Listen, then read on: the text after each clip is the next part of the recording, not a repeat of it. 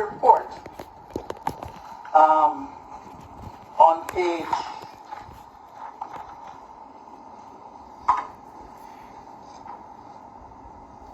10. So let's turn to page 10. This very report on page 10 says,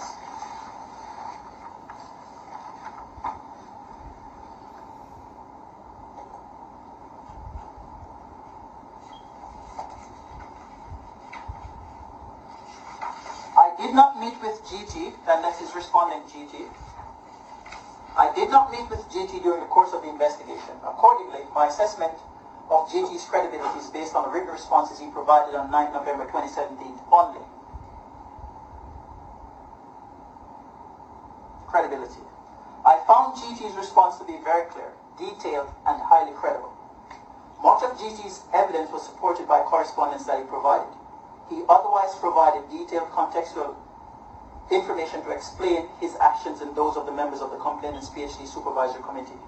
For example, Gigi both provided and explained the effect of the GRTP, which is a graduate research training policy.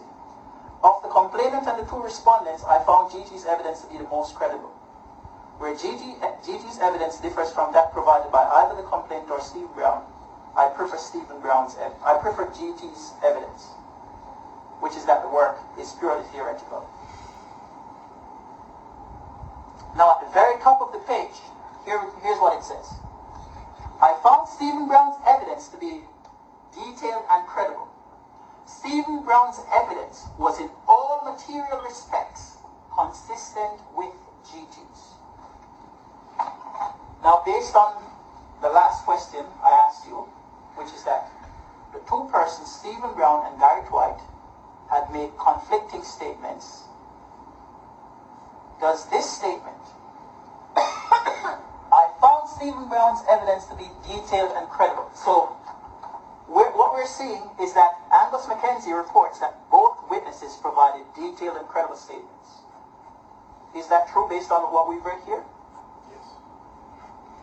But we've also concluded previously that the two persons provided contrary statements, at least in respect of empirical versus purely theoretical. So is that a question? Yes, it's a question. Did we previously conclude that the two people, Stephen Brown and Gary Dwight, provided contrary statements? Yes.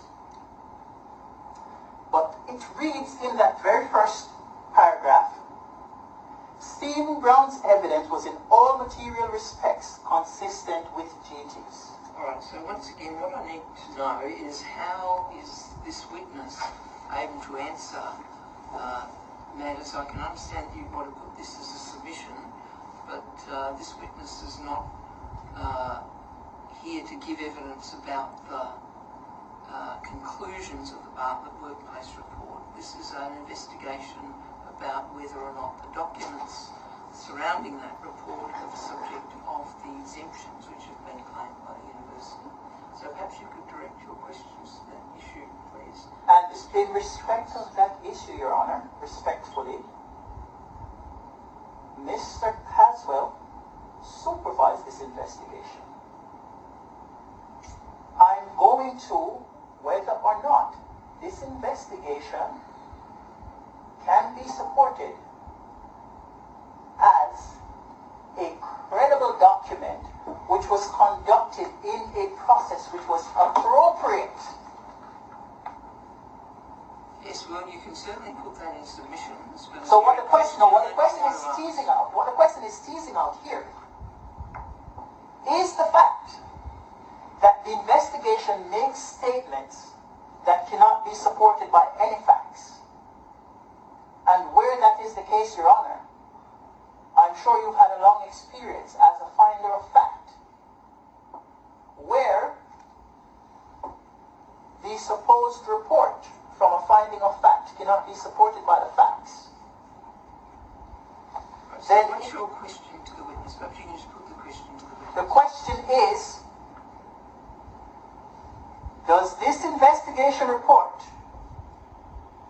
by stating that two persons made contrary statements and also stating that their evidence was in all material respect consistent. And does this report then in itself find itself being flawed in what it's reporting, as in it reports a lie? Sorry, is the question that it reports a lie, or is it that it's... Flawed. What's being suggested is the investigation is a flawed and not credible investigation because there's a difference between Mr. Brown and Mr. Twite about this issue of theoretical and empirical, and the report itself refers to the evidence of those two men to be in all material respects consistent. So you have a view one way or the other about that issue? Investigations invariably have conflicting statements by different parties. The question of credibility of those two witnesses would be the investigators to make. That's not the question before you. And the issue is not whether or not the two of them made conflicting statements at that point. We're beyond that. The issue is that the investigation says they made conflicting statements. But now the question before you is, the investigation says their submissions were consistent. The words are at the top of page 10 that you've been asked to look at. Are the words like the evidence was in all material respects consistent? I haven't seen the evidence, so I can't comment on whether it is or is not materially consistent. Look, I think you've taken this issue as far as you can. He can't say he hasn't seen the evidence. He has now seen what's written in the report regarding that evidence, which is... I'm asking you to go to another issue. No, I need a witness to answer the question. There's a question before the witness, which the witness can speak to. I'll let you put one more question on this issue, and then I want you to move to another issue, please, Mr. Thomas. Does the statement that the two witnesses submitted evidence that was material in all, that was consistent in all material respects, conflict with your previous conclusion that one witness submitted something which is purely theoretical, which is mutually exclusive from what the other witness submitted, which is empirical? So I read this as material being the operative word. Again, I haven't seen the materials, the evidence, and I'm not an academic, so I can't comment on whether or not they've made the right conclusion about your work. No. Material doesn't mean physical material or material in that sense. When somebody says...